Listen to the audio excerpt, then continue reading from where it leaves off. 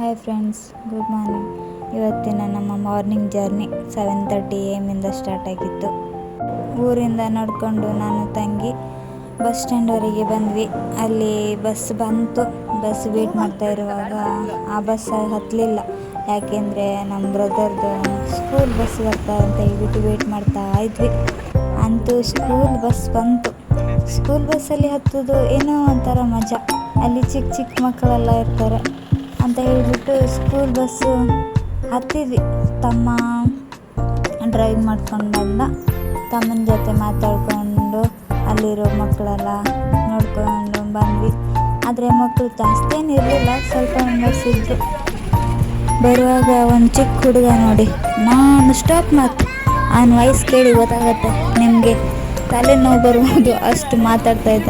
ಏನೋ ಒಂಥರ ಖುಷಿ ಆಯಿತು.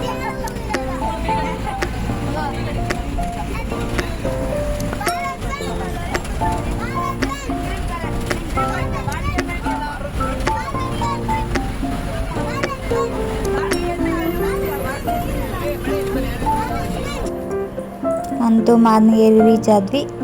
ಮಾದನಗೇರಿಯಿಂದ ಪೆಟ್ರೋಲ್ ಬಂಕ್ ನಿಂತ್ಕೊಂಡು ಅಲ್ಲಿ ಬಸ್ ವೇಟ್ ಮಾಡ್ತಾ ಇರುವಾಗ ಒಂದು ಬಸ್ KSRTC ಬಸ್ ಬಂತು. ಯಾಕಂದರೆ ಕುಮಟಾ ರೀಚ್ ಆಗಬೇಕಿತ್ತು. ಕುಮಟಾದಿಂದ ಹೋಗುವಾಗ ಬಸ್ಸಲ್ಲಿ ಒಂದು ಮಗು ಕ್ಯೂಟಾಗಿ ನೋಡ್ತಾ ಇತ್ತು. ಹಾಗೆ ಟೈಮ್ ಪಾಸ್ ಮಾಡ್ಕೊತ ಬಂದಾಗ ಕುಮಟಾ ಬಸ್ ಸ್ಟ್ಯಾಂಡ್ ರೀಚ್ ಆದ್ವಿ. ಅಲ್ಲಿ ಗಣಪನಿಗೆ ಕೈ ಮುಗಿದು ನಡ್ಕೊಂಡು ರೈಲ್ವೆ ಸ್ಟೇಷನ್ಗೆ ಹೋದ್ವಿ.